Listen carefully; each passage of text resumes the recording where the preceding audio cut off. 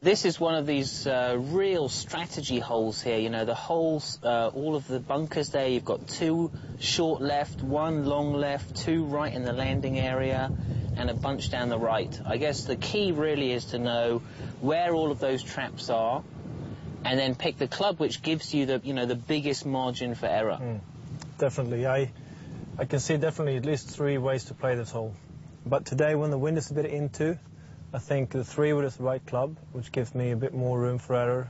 But if it's downwind, I can definitely take all of these bunkers out of play and just hit them straight over. Straight over, take all the trouble out. But today, that's a very risky shot, because if I miss it and I end up in one of those bunkers, I'm definitely going to lose a shot. So play for the safer one today. Yeah, so the key is, I mean, you can't make the strategy unless you know the yardages to these bunkers. No. So you know, if it's at your home course, you know, and you've got a hole like this, you may as well pace it off, right? Pace it off, because, you know, you may have hit a 3 wood into the front trap, but if it's downwind, you could hit a driver over. So, okay, let's see how you do.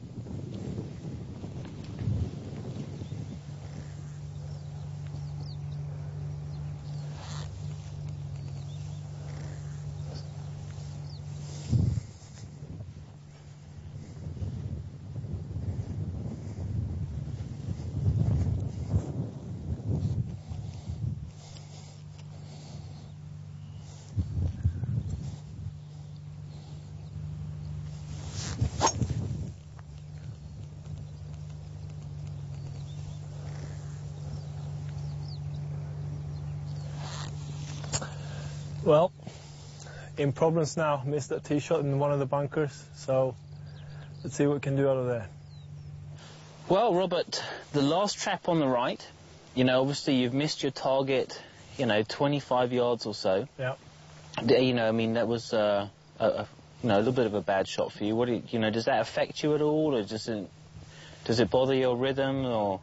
I mean, it's never any fun to hit bad golf shots, but I mean, everybody knows that we're going to hit bad shots during a round, and you just have to accept that it happens and see what are the possibilities from recover. To recover, right, exactly. So now you are, what, 120 meters to the front of the green. Yeah. You've got a big slope there. I guess you've got an almost perfect lie, though. How aggressively do you play this? I mean, if you know, what I see here is you've got to be very, very good player to be able to get that so cleanly and so high and get that yardage. You've got all those bunkers on the right there. Do you think this is one that you would go for in a tournament, or would you probably just say, you know, I leave it short and I go from there? I would probably, the way it looks, I would go in the bunker and see how high the lip is. I mean, do I have a club in the bag that will get over that lip and take me to the green, get me all the way to the green?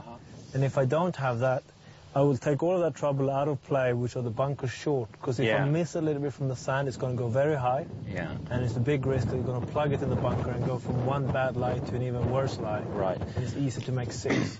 Exactly. I think that's something that we all can learn from. You know, you're out of position, you're not where you wanted to be, and it's in a case of sort of you have to take that kind of punishment in a way to your score and not make it worse and worse and worse, trying to have that miracle recovery.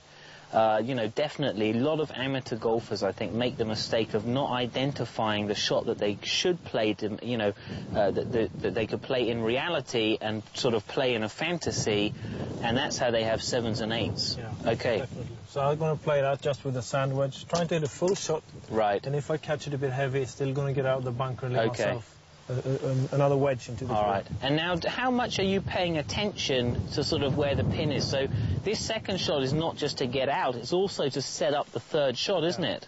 Definitely. I'm trying to get a picture of where do I want to hit my next shot from. Okay, I see. So try to be one step ahead. One step ahead.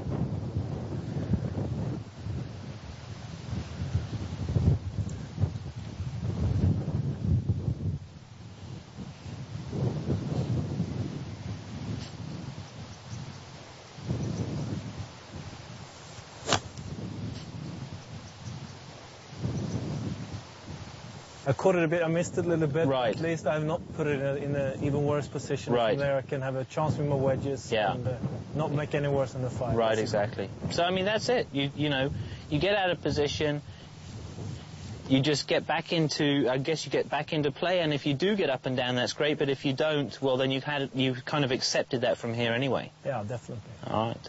Okay. No big numbers on the scorecard. No big numbers. Stay away from those. Okay. So, Robert, here you have 76. Do you have any particular strategies? I mean, how much are you paying attention to the slope on the green? Do you try to land it all the way in there and just let it stop so it doesn't really matter if it's up or down? Or what are you looking for from here? First of all, check the yardage. And the distance fits my 58-degree wedge very, very good. So just trying to make it as easy as possible for myself and hit it, because now the wind is going to push it a bit to the right. So just aim a bit left of the flag and just try to do full shot. Yeah, and not make it complicated. Okay, let's see.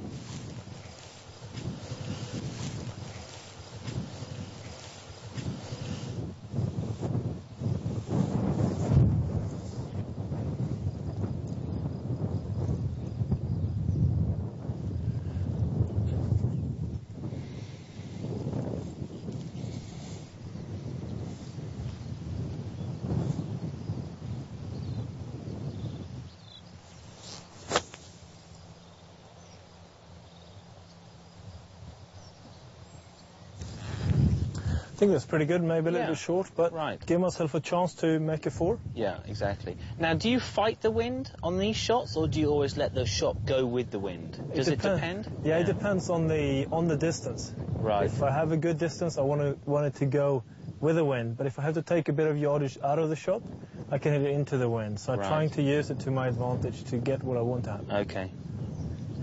That's pretty good. So this putt from about 4 meters is a putt to try to save my par. It's not really any different from any other putts.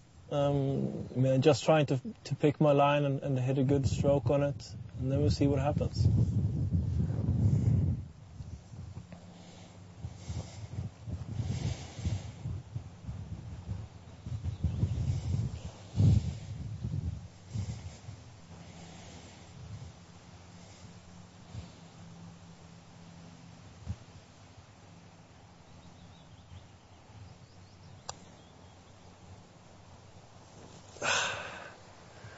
It's close, but that's a dropped shot.